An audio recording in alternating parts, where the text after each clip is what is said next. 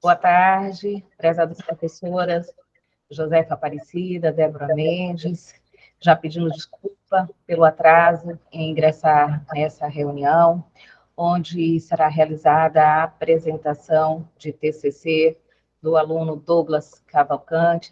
Aqui eu também peço desculpa pelo atraso e já apresento.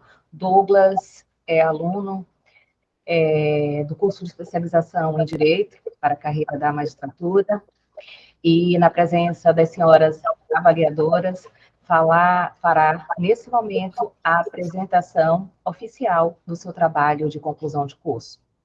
Douglas, a partir de agora, a palavra está com você. Você tem até 20 minutos para fazer a sua apresentação. Bom, perfeitamente.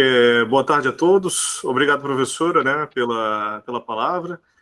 Primeiramente, eu gostaria aqui de agradecer, né, a presença das nobres componentes dessa banca, né.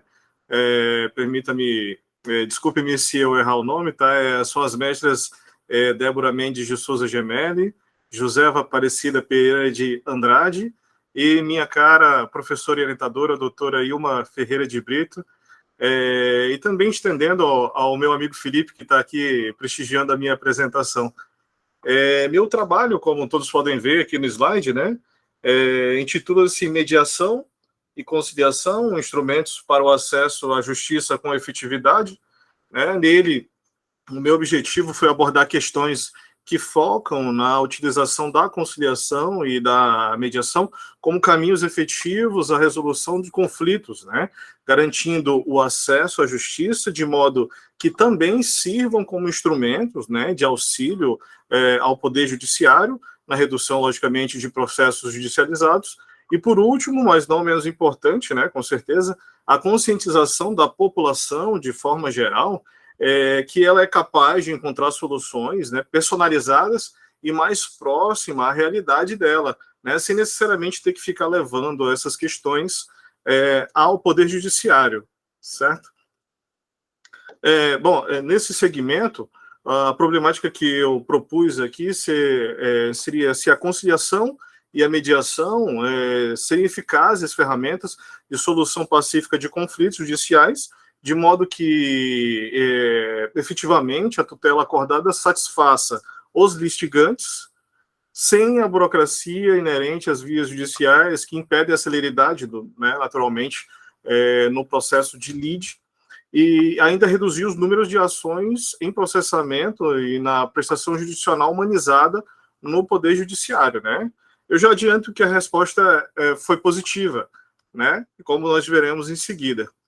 Mas antes de responder essa questão, eu gostaria de fazer algumas considerações introdutórias, né, que contextualizam a tutela de litígio de modo geral pelo Estado, né, falando aqui de formas de composição de conflitos, com destaque à autocomposição e à heterocomposição, né. Pois bem, há muito tempo, e no Brasil especialmente com a promulgação da Constituição de 1988, recaiu sobre o Estado a incumbência de garantir o bom convívio e a ordem social, trazendo para si a responsabilidade de dissolver conflitos, e inibir a autotutela de interesses particulares, né, seja de possessões públicas ou de privadas, físicas ou jurídicas, o que, via de regra, inclusive é crime, está tipificado no artigo 345 do Código Penal, né, que é o crime de exercício arbitrário das próprias razões, que é popularmente conhecido como fazer justiça com as próprias mãos, né?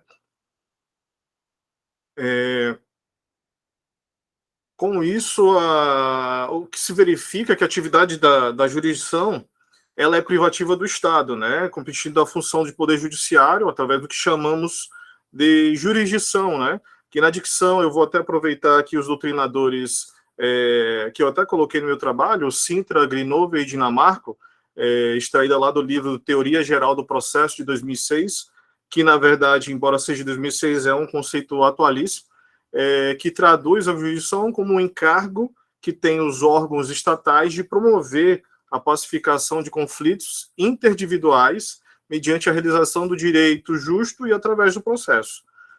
A jurisdição, portanto, ela é competência como eu coloquei aqui, dos magistrados, né, juízes, desembargadores, ministros, podendo eles exercê-la ex officio, ou seja, de ofício, né, de próprio impulso, ou provocada, né, o que é mais comum, nós estamos mais habituados.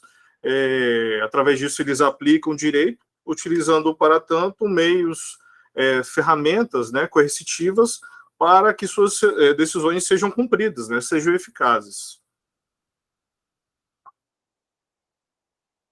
Bom, nessa esteira, a Constituição de 1988, através dos artigos 2º e 5º, né, incisos 35, 74 e 78, ela garantiu ao povo acesso à justiça, né, que é o resultado, na verdade, de dois direitos fundamentais, ou princípios, né, que é o da inafastabilidade do Poder Judiciário e da razoável duração do processo, que juntos elas criam o princípio do acesso à justiça, que também é um direito fundamental.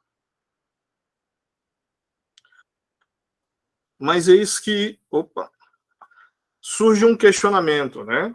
Nos moldes em que está afirmado, o Poder Judiciário tem conseguido proporcionar satisfatoriamente o acesso à justiça, conciliando os princípios da celeridade, da eficácia da decisão judicial, suportando sozinho o ônus de garantir o bom convívio e a ordem social? Bom, para responder essa pergunta, eu faço a seguinte comparação, né?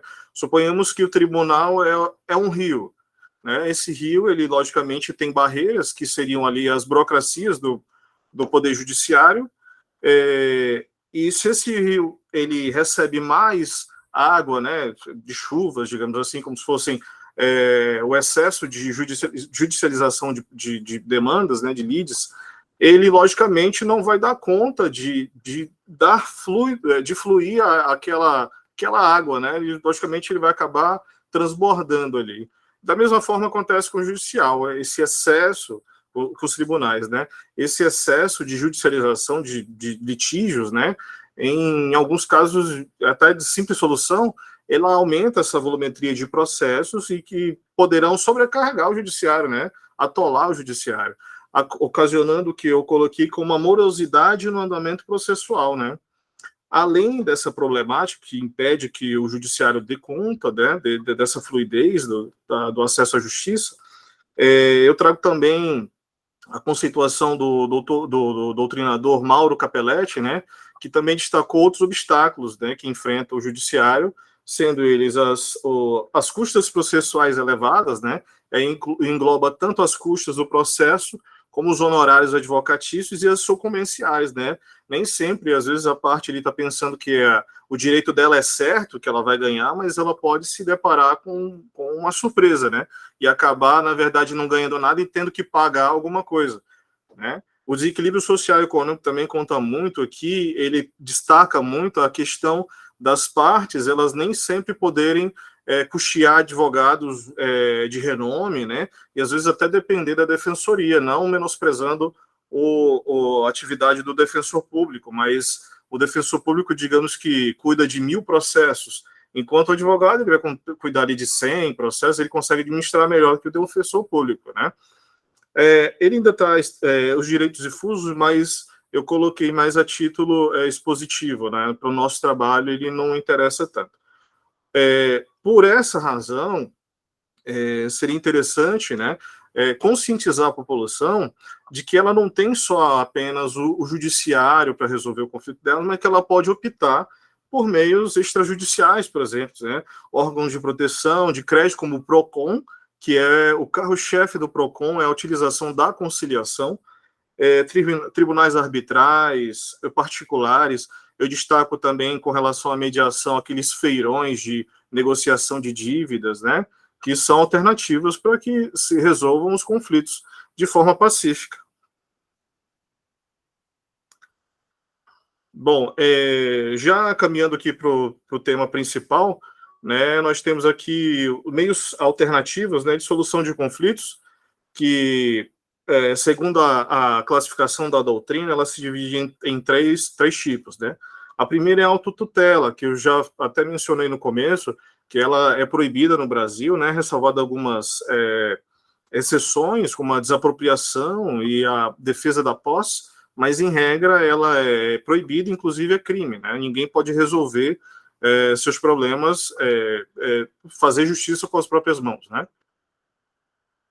Em seguida, temos a autocomposição, né, os meios autocompositivos, nos quais, assim, com situação bem rápida, os próprios indivíduos eles resolvem os conflitos, né, podendo ser auxiliado por alguém ou não, mas quando essa pessoa auxilia, ela não exerce nenhuma coerção, né, sobre aquelas pessoas, ela atua apenas como um mero condutor dos debates, né, e aqui exemplifico a mediação.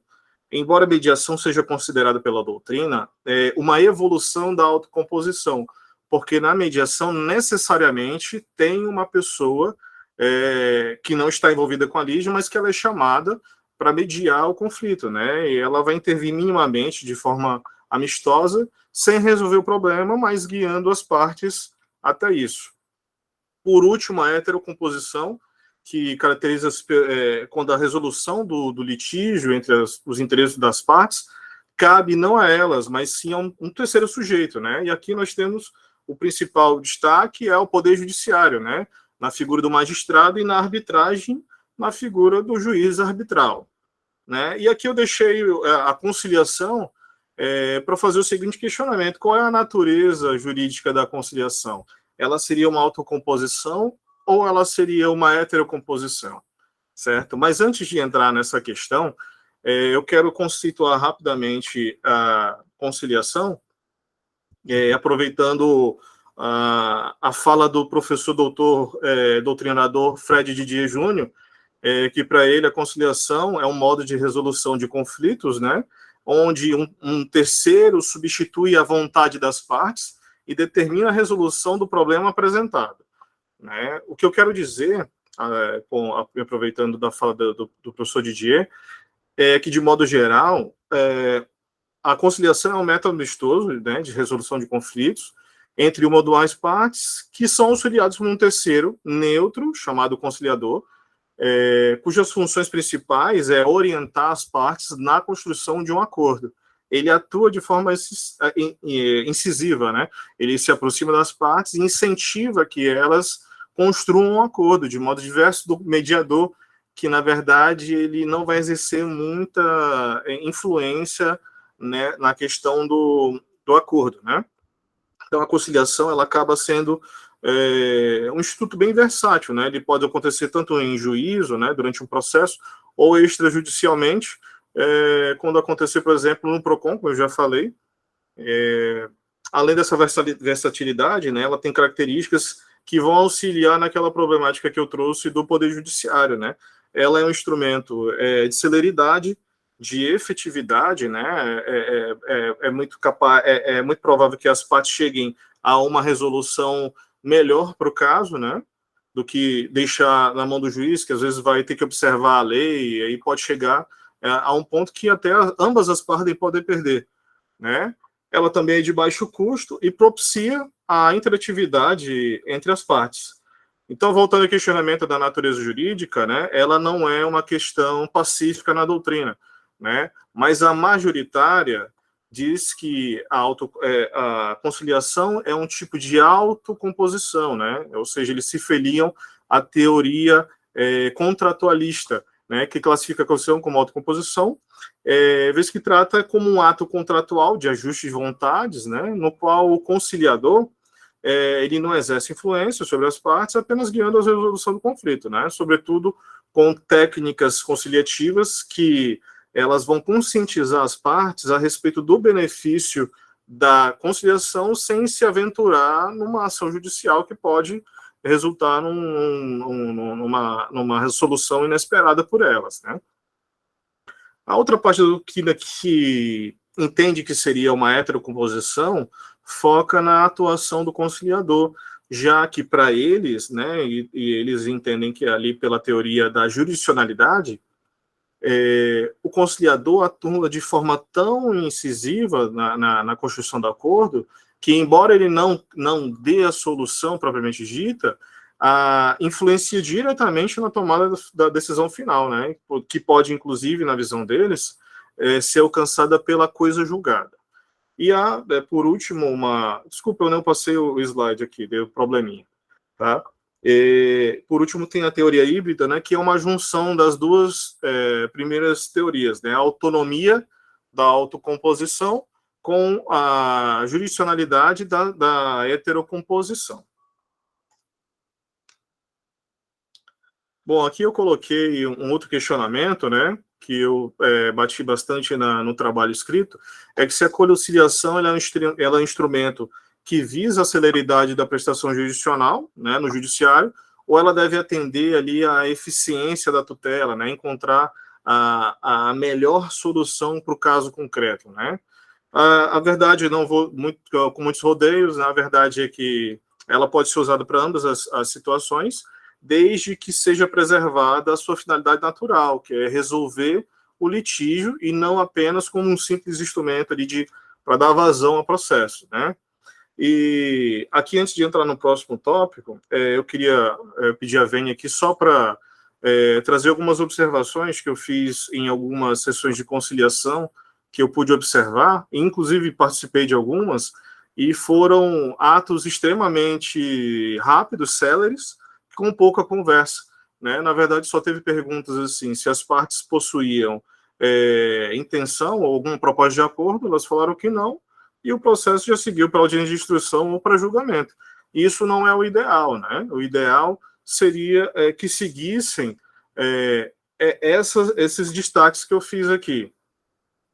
Primeiramente, começaria com a abertura da sessão de conciliação, né, com as apresentações, em seguida, o conciliador, ele já ali do ponto nevrálgico, né, do ponto principal da lide, ele ouviria os reclames das partes, né, seja em conjunto ali com elas ou individualmente, até para evitar algum conflito. Em seguida, ele passaria os debates, né, tendo ali o conciliador o papel fundamental nesse momento, já que as partes, elas chegam muitas vezes chateadas, né, com alguma coisa, uma situação ruim, e o conciliador, ele precisa ajudar essas partes a superar esse mau sentimento, essa vaidade, né, para ambas construírem a solução do problema. E aí chegamos à finalização, com a formalização, né, da avença das partes com um acordo. Esse seria um processo ideal, e não apenas essa pergunta, tem acordo ou não tem, e encerrou ali. Bom, aqui, de forma bem sucinta, eu trouxe os pontos convergentes e divergências entre a conciliação e a mediação, né? Como vocês podem ver, ela tem mais pontos convergentes, até porque ambas são autocomposição. A diferenciação vai ser a atuação do conciliador e do mediador, que eu até vou trazer um pouquinho mais à frente as minúcias a respeito. E já começando, né, quem é o conciliador, né? Eu já tinha falado que o conciliador é o interventor na conciliação, e aqui eu destaco que ele pode ser qualquer pessoa, né? Mas desde que essa pessoa ela tenha capacitação, qualificação profissional e preparo psicológico, né? Aqui a qualificação profissional ela pode adquirir através de cursos, né? Experiência própria no dia a dia do trabalho, ou intercâmbio, né, de experiências com outros conciliadores. Conhecimento jurídico, seria interessante que ele tivesse a formação em direito, né, até porque ali ele pode alertar as partes que seguir numa aventura numa ação civil, né, pode desencadear resultados que elas sejam ruins para ambas, ou bom apenas para uma delas, né? E o interesse, principalmente, nele se aperfeiçoar como um profissional e como pessoa, né? E aqui, nesse ponto pessoal, eu trago a preparação psicológica, né? As características pessoais do indivíduo, né, que se coloca na condição de conciliador, embora ele não seja um fator determinante, é certamente importante para a formação de um bom profissional, né? É importante a realização de avaliações psíquicas, né, médicas, com periodicidade para garantir a saúde mental do conciliador, que, querendo ou não, ele acaba sendo receptor de muitos problemas, né? e o acompanhamento também de um profissional superior que não vá apontar os erros dele, mas que talvez mostre formas melhores de resolver determinadas problemáticas, né? Quando eu falo que, assim, às vezes, toda essa estrutura base que tem que ser dada ao conselheiro para ele garantir uma boa atuação, às vezes pode ser questionado assim, mas isso não geraria um grande dispêndio? Tem infraestrutura para isso? Mas aí, veja só, aproveitando que nós estamos numa época de Copa do Mundo, né, eu vou dar um exemplo até futebolista que eu estava vendo na TV esses dias. A estrutura que a CBF ela dá aos jogadores da seleção é enorme, né? Tem médicos, fisioterapeutas, psicólogo, o técnico, né, para trabalhar a questão técnica das jogadas. Então, assim, eu não quero comparar, logicamente, o orçamento da CBF com o de um tribunal, mas eu quero destacar aqui que a eficiência, o desempenho e a motivação de um profissional depende mais do que a instituição entrega para ele, dá para ele de base, do que se cobra, né? Então, assim, ele vai trabalhar muito mais motivado num ambiente que acolhe ele e cuida dele, certo? Aqui, as diferenças do conciliador e do mediador, né? Basicamente, o conciliador ele vai ter o dever de agir com ética, urbanidade, né? Como já havia dito, a prestação de sugestões, ele vai guiar a resolução no litígio, atuando de uma forma mais intensa, agindo em conjunto com as partes. Ele vai ser um dos pilares da formação do acordo.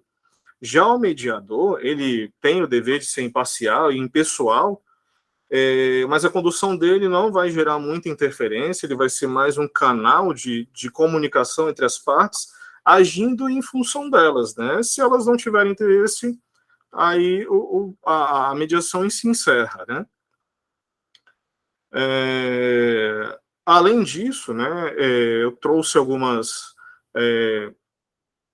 aplicações de outras ciências que poderiam aperfeiçoar a conciliação e o trabalho do conciliador e ampliar as possibilidades de acordo, né?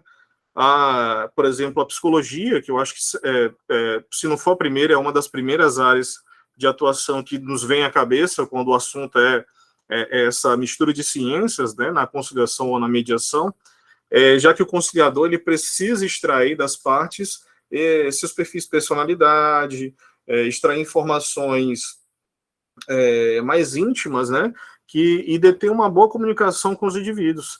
Certamente, um psicólogo ele teria a capacidade de fazer leituras técnicas e constatar minúcias que às vezes nem mesmo as pessoas sabem que estão guardando, né? Bom, além da psicologia, se a psicologia entende melhor o indivíduo em si, a sociologia viria para auxiliar o entendimento acerca do indivíduo no meio no qual ele está inserido, né? E os paradigmas que ele vivencia, que podem até estar afetando aquela permissibilidade que ele demonstra em resolver o litígio com maior boa vontade e empatia, né? Além disso, eu também coloquei a comunicação social, o jornalismo e a propaganda, que elas viriam para auxiliar na facilitação da interação do conciliador com as partes e também agiria de uma forma a transmitir à sociedade, de uma forma imediata ou imediata, né, com o tempo, sobre os benefícios de conciliar. Finalizando aqui, né, eu trouxe outras situações de uns planejamentos a longo prazo que poderiam também auxiliar na construção de uma sociedade melhor, né, de profissionais melhores, né. Primeiramente, seria de suma importância a inserção de disciplinas e de outras temáticas voltadas à pacificação de conflitos na grade curricular do curso de Direito, por exemplo, né. Até sugerir uma disciplina chamada Estudos das Técnicas de Pacificação de Conflitos, né, até porque na graduação, querendo ou não, nós acadêmicos somos muito voltados a resolver os problemas no judiciário. Pouco tem sobre resolver problemáticas do dia a dia, né? Até conversando com os clientes, por exemplo, enfim. Também a criação de centros ou núcleos de conciliação ou mediação, mesmo varas, né, focadas na conciliação e mediação, ou programas até, como a Justiça Rápida, que já é desenvolvida pelo Tribunal de Justiça do Estado de Rondônia, né, que são formas aí de se solucionar conflitos de uma forma mais rápida e pacífica, né. Além disso, reforça a questão da reciclagem dos profissionais conciliadores, né, como já tinha falado anteriormente, com cursos teóricos, práticos de aprimoramento, avaliação, né, psíquica e de saúde do conciliador, do mediador, mais do conciliador. E, por último, a questão da propaganda, né, os incentivos sociais, através das propagandas e campanhas, estimulando ali na mente da população que a resolução de conflitos pode acontecer tanto no judiciário, mas também fora do judiciário, entre elas. Em seguida, já encerrando, né, tem minhas referências bibliográficas, mesmo que estão no trabalho escrito, e gostaria de terminar com 3 frases que, para mim, elas resumiram o que é a minha proposta aqui de aplicação da conciliação como ferramenta educativa de construção de uma sociedade melhor e menos litigiosa, né? A primeira é do cientista Albert Einstein, né? No qual ele fala que os problemas que existem no mundo não podem ser resolvidos a partir dos modos de raciocínios que deram origem aos mesmos. Então, quando as partes elas vão conciliar, como eu falei, elas já chegam machucadas. Elas chegam com um sentimento que criou aquele problema. Então, a atuação do conciliador nesse ponto é de suma importância, porque ele vai desconstruir esse mau sentimento para que todos os envolvidos construam a solução do problema, né? A segunda é da Marília Nathani do Carmo Gervásio, né? Quando ela falou essa frase, ela estava na 7ª série, né? Na Escola Estadual Governador Milton Campos de Minas Gerais. Ela disse que conciliar é colocar um tijolinho a mais na construção da paz social, né? Então, como já havia dito, né? A conciliação, essa cultura de autorresolução dos problemas, né, em conjunto, a longo prazo, ela vai gerar uma sociedade mais pacífica, menos litigiosa no judiciário. E, por último, né, é uma frase de um filme que eu gosto bastante, né, de um personagem fictício chamado Pantera Negra, né, o T'Challa, no qual ele fala que, em tempos de crise, os sábios eles constroem pontes, enquanto os tolos constroem muros, né?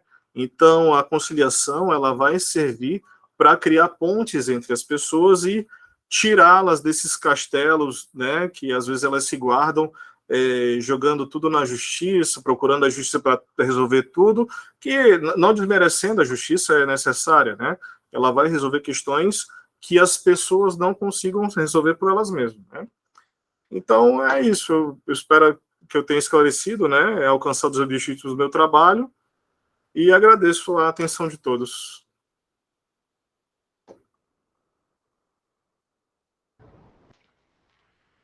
Douglas, parabéns pela sua apresentação, muito fiel àquilo que você colocou no trabalho.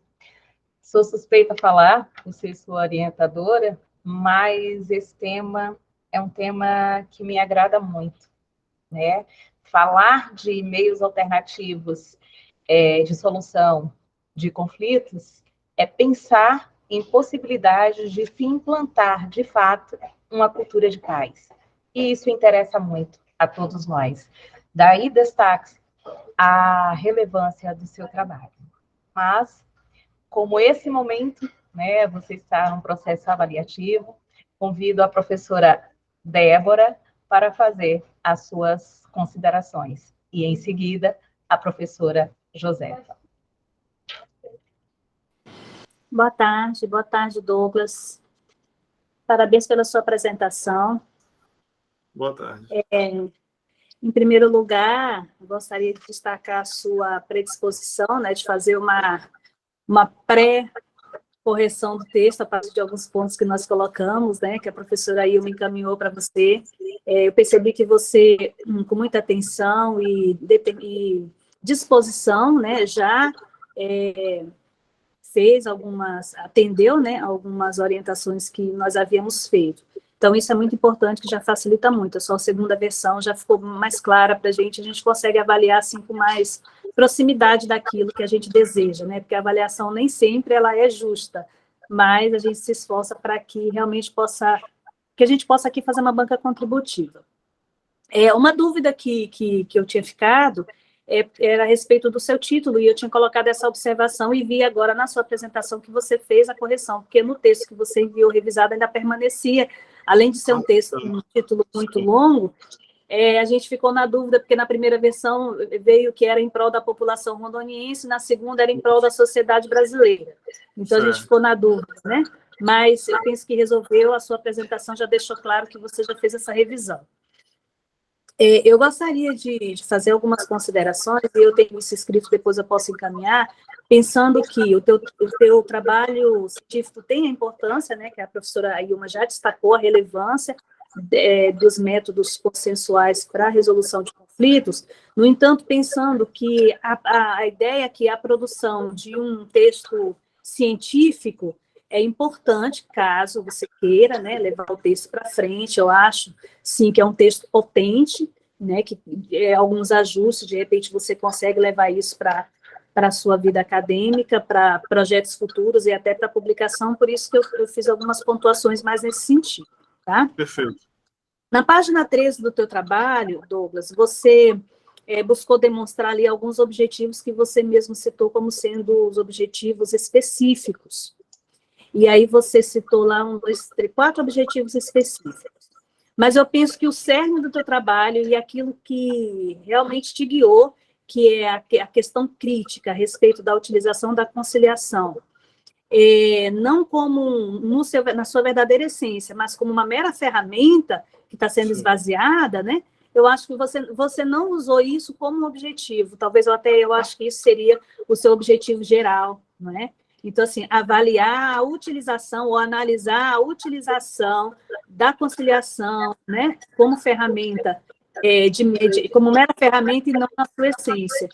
Então, eu acho que faltou você pegar esse seu condão, isso que te conduziu durante todo o trabalho, e você dizer realmente que esse é o objetivo do trabalho. Juntar ele com os demais objetivos que já estão lá. Tá? Eu pontuei aí na página 13. Não ficou claro também ainda, eu estou na parte introdutória do trabalho, o problema, a hipótese, não ficou claro no texto, ficou muito claro na apresentação. Tanto que você falando, eu consegui aqui escrever a sua hipótese. Então, assim, subir ele do texto, citar em algum lugar e colocar para a introdução. Porque a introdução, ela tem algumas partes obrigatórias, né? São lá que são as perguntas, é lá que está a sua hipótese. Então, é só uma questão de adequação, porque está muito claro no seu trabalho. Agora, uma coisa que senti falta é a questão do método e da análise dos dados. Né? Metodologicamente, é interessante que você descreva qual método que você utilizou, qual a abordagem da sua pesquisa, quais materiais você utilizou. Para a gente está muito claro, mas para o leitor, quem vai pegar o seu trabalho, para avaliação científica, ficou faltando. É só uma questão de você sentar e fazer, que isso tudo está na sua cabeça, eu tenho certeza que já está muito claro para você. Certo. Agora, saindo da introdução, indo mais para o desenvolvimento do trabalho, em alguns momentos teve até uma observação que eu coloquei, que você apresenta a sua opinião sobre o tema, e fundamentada, porque você atuou em algumas reuniões, conforme você esclareceu para mim. No entanto, aquilo que a gente fala no mundo científico, a gente precisa comprovar. Eu sugiro, então, o Centro de Conciliação do Estado de Rondônia e Sejusc, eles têm estatísticas publicadas no próprio site do tribunal. Então, lá tem gráfico, lá tem dados, e os dados que estão lá, eles convergem com o teu texto. Então, eu acho que você dá aí uma boa fundamentada no seu texto, né? E me valoriza mais aquilo que você está fazendo. Ok. Também como sugestão, quando você fala do mediador e do conciliador, eu senti falta da questão legal, as resoluções, a lei de mediação, a própria lei do Código de Processo Civil, que traz a figura do mediador e do conciliador como uma inovação a partir de 2015. Uhum. E quando você fala da pessoa do conciliador, se você não fosse falar dele, tudo bem, mas eu tenho uma sessão específica para falar da pessoa do conciliador. Eu penso que é importante você citar que, apesar de a gente achar que o conciliador e o mediador realmente poderia ter mais, uma formação melhor, uma experiência para poder realmente, na essência, efetivar o seu trabalho, mas já tem uns caminhos. E um desses caminhos é a obrigatoriedade da formação dessa pessoa por meio das entidades que são credenciadas ou pela própria Escola Nacional de Formação, que é a Infam. Então, isso é uma obrigatoriedade. Ainda que hoje, eu mesmo sem ser formada, eu posso atuar como conciliador, desde que eu faça essa formação. Isso é importante dizer, tá? Então, eu acho que fazendo isso, e aí passando para a conclusão, eu percebi pela sua apresentação que você responde às suas primeiras perguntas, né? Ainda que talvez uma revisão no texto da conclusão, das considerações finais, só para alocar, né, as suas ideias, da sua fala, da sua apresentação. Se você comparar o seu PowerPoint com o texto que está escrito, você vai ver ali algumas questões que precisam ser conectadas, mas feito isso, está tranquilo. E aí eu recomendo, então, que você submeta o seu trabalho ainda por uma revisão, tá? Tanto de língua portuguesa quanto a revisão a respeito das normas da BNT. A gente tem aí algumas citações diretas, fazendo uso de recuo, e mesmo assim mantendo a aspas. Eu coloquei aqui as páginas para você ver, página 38, página 41, e enfim, eu fiz algumas observações aqui que cabe uma revisão. Então, finalizando, tema relevante, texto com potência para publicação, desde que você verifique esses aspectos científicos, metodológicos. Tem uma diferença, né, do texto que a gente faz de opinião com o texto acadêmico. A gente precisa ter uma responsabilidade com rigor científico, e ter responsabilidade com rigor científico é linkar aquilo que a gente está falando, principalmente se refutar algo que já está posto, como é o caso da conciliação e mediação, né, que você está trazendo um incômodo, né? Você está dizendo que não está sendo efetivamente, né, efetivo. Então, tem que submeter ao método científico, ao método de análise, para ficar certinho e você poder aproveitar desse trabalho, tá bom? De toda forma, muito obrigada pelo convite, professora Ilma. Obrigada, Douglas, pela oportunidade de avaliar o seu trabalho. Permaneça à disposição e envio depois as minhas anotações. Muitíssimo obrigada, professora Débora, pelas considerações, né, que com certeza corroboram para a gente melhorar, né, ainda mais o trabalho do Douglas. Na sequência, a professora Josefa.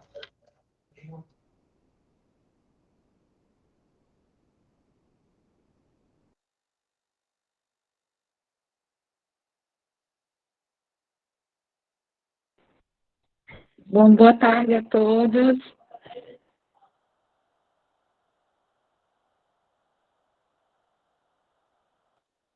Não tá?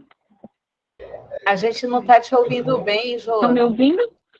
Está com um pouquinho de atraso, mas ela já vai estar arrumando aqui. Só um minutinho.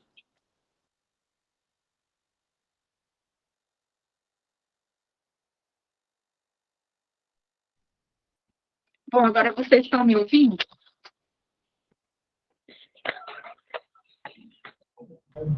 Estamos ouvindo, mas parece que está com um pouco com eco, alguma coisa assim. Não sei se... Vou usar aqui o meu, só um minutinho.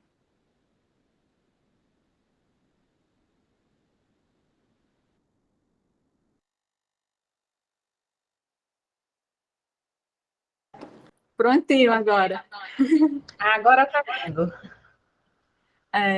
Boa tarde, professora Ilma, muito obrigada pelo convite.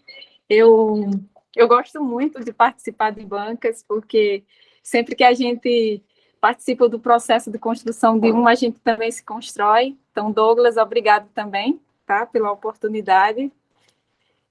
Eu fiz observações no texto do teu trabalho, E aí eu fiz o primeiro texto, eu vou te mandar depois, são observações bem específicas, né, como sugestão e outras como pedido mesmo para alteração.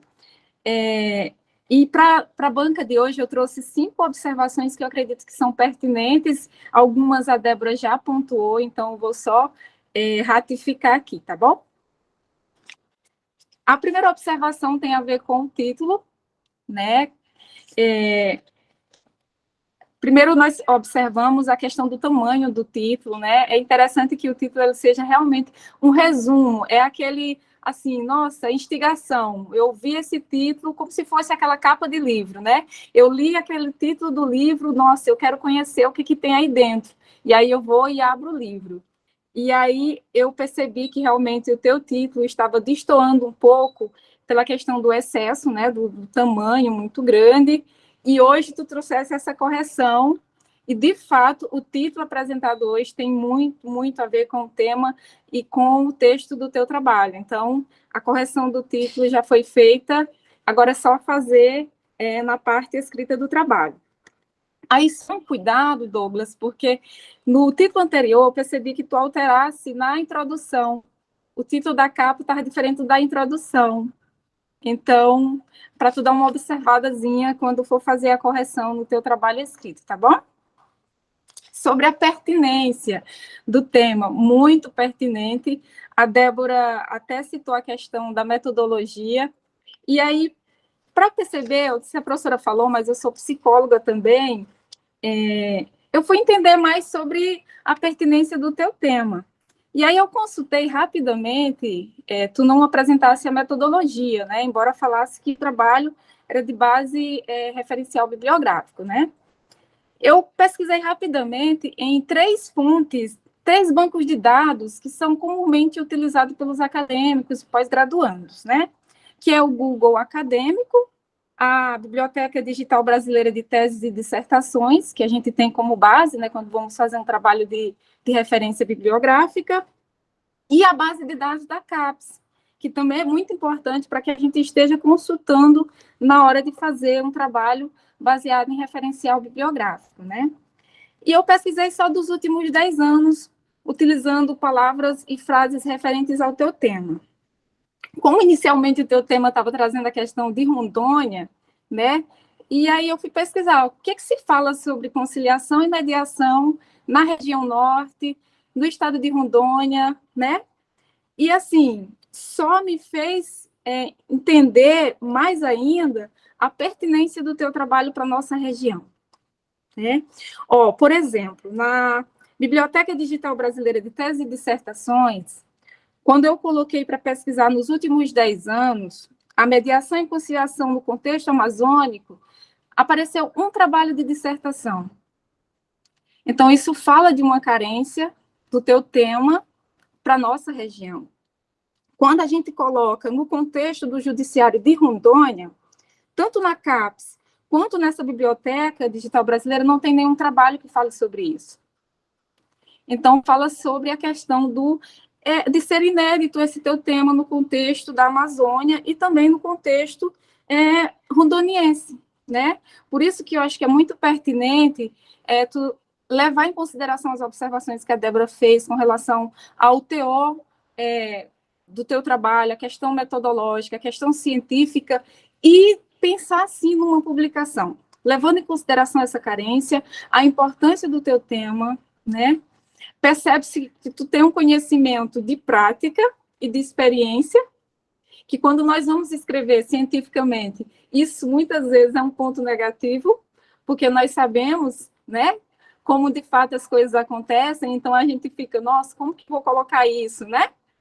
Mas tendo todo o cuidado do rigor científico, de embasar aquilo que a gente diz, né? A experiência prática, ela traz conteúdo maravilhoso, mas teve alguém que estudou muito, muito antes da gente e, de repente, continua fazendo pesquisa que falou aquilo que a gente está falando, né? Então, a gente precisa dar crédito a essas pessoas. Aí, sobre o tema, essa questão de ajustar, eu vou te mandar essa pesquisa, mas tu pode alargar para tu colocar na tua própria metodologia. É muito tranquilo de colocá-la na introdução, né? E isso justifica a necessidade e a importância do teu trabalho. dos temas abordados. Eu achei que tu abordasse todos os temas que se propôs a abordar. Senti falta, tu fala sobre todos, né, dos tópicos, tu fala sobre a questão das jurisdições equivalentes, a questão da pessoa do conciliador. Eu senti falta das partes. Pensando em todas as pesquisas que trazem, quem são essas partes que geralmente buscam a conciliação e a mediação? Quem são essas pessoas? Quais são os principais conflitos? E tudo isso a gente consegue, inclusive, com base em dados, se quiser trazer para o contexto rondoniense, com base em dados que nós já temos, inclusive no site do tribunal. Né? Quem são essas pessoas? Que espécie de conflitos são esses que chegam até a conciliação, entende?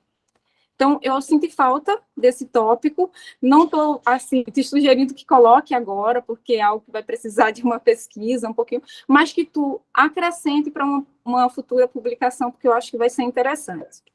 Com relação à organização dos tópicos, acredito que tu fizesse a organização de forma coerente, seguindo realmente aquilo que se propôs a apresentar, então isso também está ok. Sobre as considerações finais, né, não falei aqui da figura do psicólogo também. Quando tu fala sobre o psicólogo, eu achei muito interessante, né, assim, puxando um pouquinho sardinha para o meu lado, né, eu acho que seria interessante, nessa parte do psicólogo, tu falou sim da importância, mas de tudo, de repente, acrescentar, e nós temos vários artigos científicos que falam sobre isso, sobre como que o conflito chega até o conciliador, e quando a figura do psicólogo está inserida nesse contexto, ele consegue perceber que um litígio que, de repente, seria do judiciário, nada mais é do que a falta de sentar e conversar, de resolver conflitos internos, que são, na maioria das vezes, emocionais e não judiciais. Então, acho que isso também seria interessante, e isso dá para tu acrescentar em um parágrafo nessa parte lá do psicólogo. Domínio do conteúdo tu tem, isso é perceptível na hora que tu fala, não precisa nem olhar para o slide, né? E aí a necessidade de referenciar algumas falas tuas, eu coloquei lá no texto, né? Com certeza nós temos pessoas teóricos que tratam desse assunto e que embasam a tua fala. A tua fala é uma fala de prática, né? Uma fala super coerente, mas é uma fala que tem algum teórico que pode dar embasamento, né, e justificá-la, tá bom? Sobre as considerações finais, eu falei, poxa, Douglas, acabou com o suspense, tu já começa falando, respondendo a tua pergunta, né? Tu falou, já vou responder logo. Então, assim, as considerações finais, que eu falo sempre que não são finais, são considerações não finais, porque todo trabalho científico traz uma pergunta, traz um questionamento, traz novas coisas que a gente quer pesquisar, quer entender melhor. Então, assim, nas considerações finais, eu acredito que é importante que tu novamente retome a pergunta que te levou a fazer essa pesquisa e que, se não tiver uma resposta, como no caso tu já tem, né? Se não tiver uma resposta, ou ainda que tenha uma resposta, que sugira outros questionamentos, porque eu acredito que surgiram vários no decorrer do teu trabalho, né? Então, isso é importante. Sobre a formatação, eu reitero aqui a questão que a Débora falou, que é importante fazer uma revisão da formatação do teu trabalho, né? Tem algumas coisinhas para ajustar, mas, concluindo já, né? No geral, o teu trabalho é muito bom, interessante, pertinente. Eu, que sou da área da psicologia, li o seu trabalho, li com gosto. Obviamente que a gente precisa sempre melhorar e tratar melhor os dados, as informações, mas é um trabalho com potencial para publicação, sendo feitas as alterações. Obrigada, viu? Obrigada, professora Josefa, pelas considerações, pela colaboração valiosa. Sobre o trabalho do Douglas, né, e assim, as professoras falando agora e a gente refletindo sobre essa questão transversal, né, que é a aplicação mesmo desses meios alternativos, né. Nesse momento aqui, olha o que nós temos aqui. Nós temos pedagogas, nós temos psicólogas, nós temos comunicadora social, né, que além, apesar de atuar como pedagoga, eu também tenho uma formação em comunicação social, e o Douglas é do direito. E é assim que a sociedade se forma, né, com todas essas diferenças e todas essas diversidades, né, e faz parte do convívio social os conflitos. A primeira resolução que trata, né, que o CNJ aborda a questão da conciliação, ela é a resolução 125 de 2010, né? A gente observa que há um lapso temporal até a questão da lei que trata também desses meios alternativos. Embora isso já acontece, né, há muitos anos, antes mesmo da resolução. Mas o que o Douglas fez? Né? O Douglas trouxe para o trabalho dele, e assim, ele fala com muita propriedade um reforço teórico bem fundamentado em dois autores que participaram de todo esse processo de implantação, né, da conciliação no Brasil, né, desses métodos, inclusive aqui em Rondônia, que é o André Goma e o Roberto Bacelar. Então, assim, o que a gente percebe é que ele vive, de fato, essa experiência da prática desses métodos no judiciário. Então, assim, ele conhece, né, disso que ele está falando. E, claro, e aí traz o José Ricardo Cunha, né, para legitimar com a base ética e sustentar tudo isso que ele apresentou aqui. Então, o que eu posso dizer para o Douglas, né, mediante essas considerações da professora? São valiosíssimas, tá? É um pensamento mesmo que consegue transitar dentro dessas áreas de formação, certo? Para só, Douglas, contribuir para fortalecer ainda mais o teu trabalho, que é digno de uma publicação. E eu acho que a gente não pode parar por aí. Tá? Nós temos que utilizar essa colaboração, essa contribuição das professoras, né, certo? Para qualificar ainda mais o seu trabalho e a gente partir para uma publicação. Tá? Registrando aqui, que você trouxe de uma forma assim, muito convincente, né? Ele fala com muita propriedade, ele defende teoricamente todos esses meios alternativos, né? E suscita toda a ideia de continuidade. Uma coisa que eu ri quando ele colocou ali, e aí tem muito a ver com o papel mesmo do conciliador, foi a figura de um conciliador no meio e duas pessoas, né, com um martelo. Então, assim, para se promover de fato, né, essa cultura de paz, né, diminuir a judicialização, tudo se resolve na nossa prática, no nosso dia, a partir de uma conversa. Então, assim, eu já te parabenizo, Douglas. Vamos entrar agora numa sala reservada com a professora Débora e a professora Josefa, certo? Vou pedir ao Everton para nos ajudar, nos auxiliar, abrindo essa sala. Já colocamos. E você vai aguardar um pouquinho, a gente conversa e retorna. Tudo bem, Douglas? Tudo Guarda bem. aí, Douglas. As professoras, eu peço que entrem nos links que vão receber agora.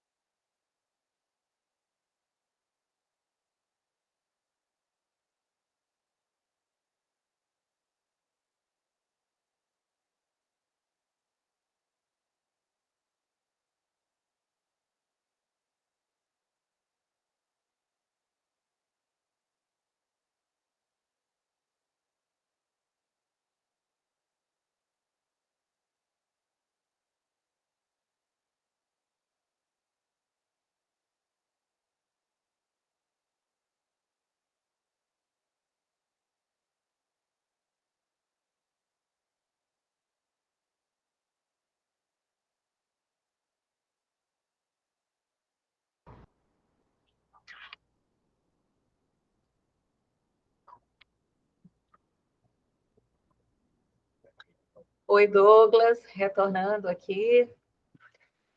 Professora. Eu acho que elas saíram da sala de vez. Peraí que elas devem entrar de novo. Busca elas de novo, Eberton. Débora já está aí. As duas estão aí. A Débora está junto. Ah, é porque elas estão juntas, né? Acho que foi isso a questão do áudio. Pois bem, Douglas, após a sua apresentação, após as considerações da banca avaliadora, nos reunimos reservadamente e deliberamos pela sua aprovação, tendo você 30 dias para apresentar a versão final com as considerações feitas pela banca. A professora Débora, a professora Josi, elas se comprometeram que irão nos encaminhar essas anotações para que você faça a devida adequação. Então, desde já te agradeço, parabéns pelo esforço. Foi pouco tempo, né? Eu sei, foi uma correria para conseguir, né, produzir o trabalho e chegar até aqui, pronto para a apresentação. Agradeço a você por esse seu esforço. Fico muito feliz de estar com você nesse momento, fazendo parte desse processo. Te parabenizo pela dedicação. Agradeço mais uma vez a presença das professoras Débora e da professora Josi, por toda a contribuição que fizeram para conosco. Agradeço também a presença do Felipe Augusto aqui e passo para vocês, Douglas, para as suas palavras finais. Bom, eu quero mais uma vez agradecer, né, a professora Débora, a professora Josefa, e principalmente a você, professora Ilma, que, como eu já disse, né, no particular, me acolheu num momento assim, que eu já estava querendo desistir do meu trabalho, já tinha quase que decidido, mas graças a Deus, depois da nossa conversa, eu mudei meu pensamento e fui para cima mesmo, não quis desistir, encerrar mais esse ciclo, e todas as considerações que foram feitas aqui, com certeza eu não só vou colocar, me construir, eu vou abraçá-las, pode ter certeza, vou abraçá-las e vou agregar ao meu trabalho. Eu sou uma pessoa extremamente receptiva à correção, né? Na verdade, é a correção, o erro, que engrandece a pessoa, né? Se não fosse isso, ela ficaria ali sempre no quadradinho dela, né? E nunca se desenvolveria. Então, pode ter certeza que nesses 30 dias eu vou abraçar e adequar esse trabalho, e para mim ouvir que ele tem capacidade, força para ser publicado, isso me deixa, até segurei um pouquinho as lágrimas aqui, que eu sou bem chorão, mas agradeço do fundo do meu coração a vocês por estarem aqui, por presenciarem, né, por se fazerem presente aqui na minha apresentação. Eu só tenho a agradecer. Obrigado, tá? Obrigada. A sua fala também nos emocionou. E eu falo por mim e por essas duas professoras que estão aí, que eu já conheço bem, né? E o que nós estamos aqui, de fato, o que nos realiza esse processo, né, de construção de novos aprendizados. E isso a gente não faz sozinho, a gente faz juntos. Porque, com certeza, nós também aqui aprendemos com você, inclusive com a sua humildade, tá? De reconhecer aquilo que é preciso adequar e que seja adequado, tá? Que Deus te abençoe grandiosamente e que você apresente a versão final. Agradeço a todos os demais que estão aqui, professora, o Felipe, o Eberton, né, que é o nosso técnico nos apoiando aqui agora, e dou por encerrada essa sessão. Obrigada a todos.